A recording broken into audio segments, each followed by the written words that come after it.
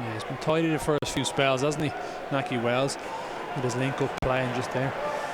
Here is Semenyo, still going now. That's a good turn there from Wells. Foul goes the opposition's way. I'll tell you what, I thought he got wrong side of the defender. If he contacts him here, this could be a penalty. Referee makes an early decision on it. Maybe there's not enough in it, but he made a very early decision to give a free kick to Luton. In comes the corner. Dan Bentley under pressure, gets a hand to it. No whistle from the referee, it'll be another corner. Well, I thought it was a superb area of his game against Wickham, how important it was that he was physical, stepping in, coming for punches, clearing his box. It looks like they want to get around them. And it's, I think it's Lockyer who just kind of jumps into him. I thought it might have been a foul, actually. He just catches him on his way up. Yeah, he puts him off. That should be a foul, you know. You can see he's not really got anywhere near the ball. He's straight into Dan Bentley, but does well in the end to get something on it. Another corner for the home side. Pressure building on this Bristol City back line. Ray's at the back post and he fires first time. Gets away from his marker and Luton Town have the lead at Kenilworth Road. And that's disappointing. I think that's against the run of play as well. Chris Ray just pulls off the back. I think it was Thomas Callas from the last shot I've seen.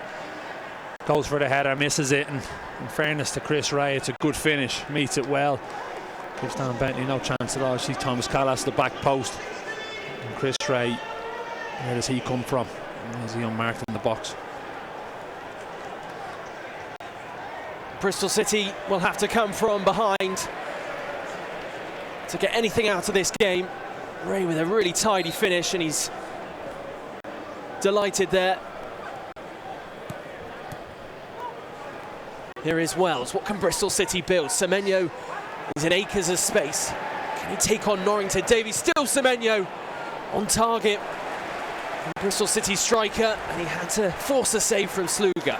That was great play. Naki Wells actually in the build-up, and we spoke about his link-up play has been very good in this game. He takes on the full-back, Antoine Semenyo, and gets a shot off, hits the target. It's actually great hands from Simon Sluga. That'll relax him a little bit, because I thought, obviously, he hasn't been much in the game, but that's his first bit of work he's had to do, and he's done it quite well. 1-2 between Nash and Masengo, and here's space now for Wells. Purple shirts forward for Bristol City.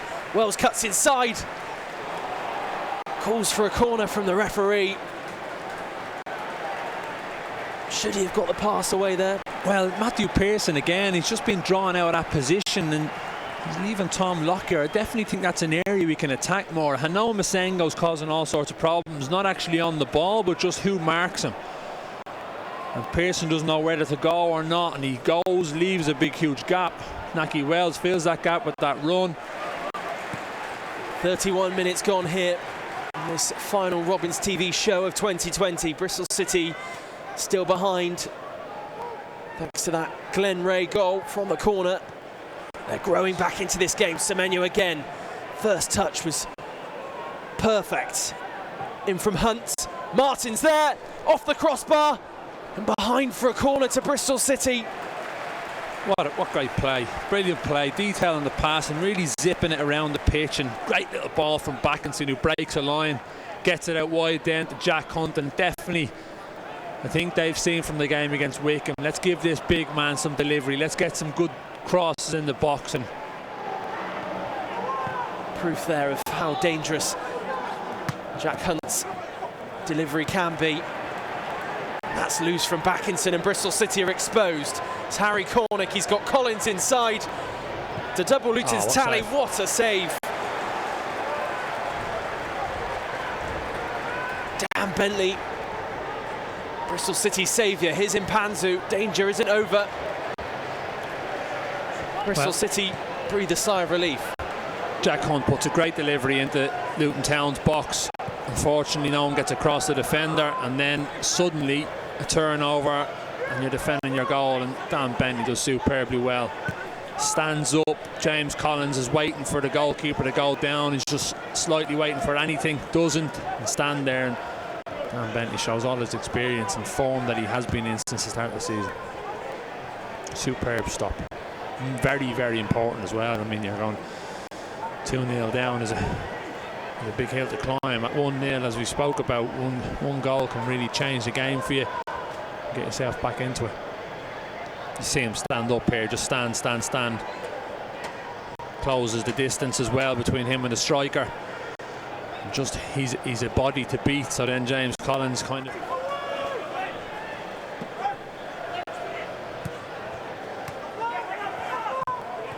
What a back flick from Martin into the path of Nash. Is there an equaliser here? Masengo at the far post. Just maybe ran a yard too far and couldn't find the connection. Just seems to be that one little bit of good play really can open Luton Town up, and you can see Sonny Bradley completely out of position off that superb back flick from Chris Martin, and now Masengo attacking that back post there. That's that kind of, we spoke about that deep line defence now of Luton, just making sure, do we have the right play to get him behind it? There you do. What a ball from Semenyo into Naki Wells, and it's going to be an own goal, and Bristol City are back on level terms at Kenilworth Road. Spoke about it, didn't we? Sonny Bradley, Tom Lockyer, how they were defending these crosses in the box, and I think it's the pass inside the right back, Matthew Pearson, that sets this off. It's a lovely ball. It's weighted perfectly from Antoine Semenyo. We were saying that we weren't overly impressed with Matthew Pearson at that right back position, but Naki Wells, probably more of an attacking player, makes the perfect run, perfect ball. Sonny Bradley without that perfect clearance. Perfect for us though, goes in the back of the net. Sonny Bradley on the score sheet, but at the wrong end. Lofted forward into the path of Cornick. Norrington Davies makes it an important run. Viner with the block, still with Cornick. From our angle, it looked like it was going to nestle in that top corner, but Bristol City can breathe.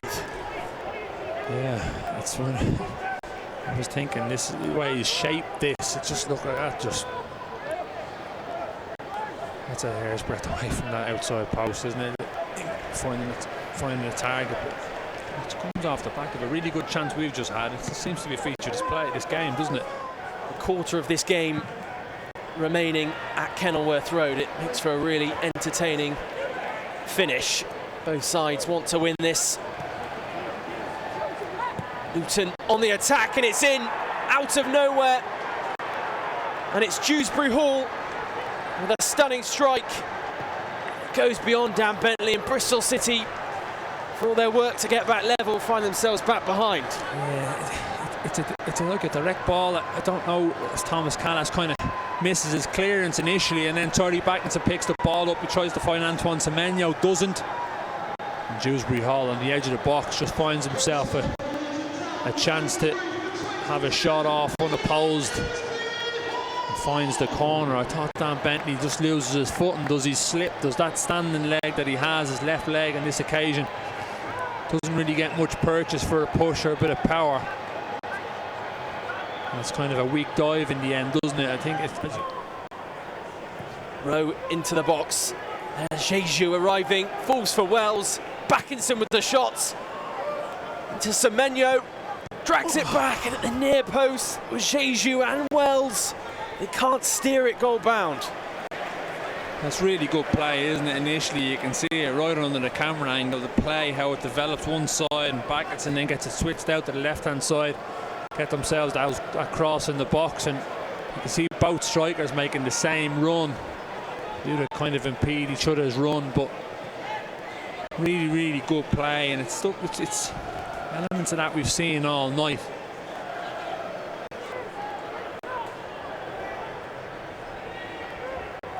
Forward from Callas. Martin gets enough of a flick, so does Jeju. Tommy Rowe has to be a player in around the 6-yard box to connect with that cross. Yeah, you're just thinking where Antoine Semenyo made his run if he's coming off that right hand side. Both of them look like they're in a very similar position.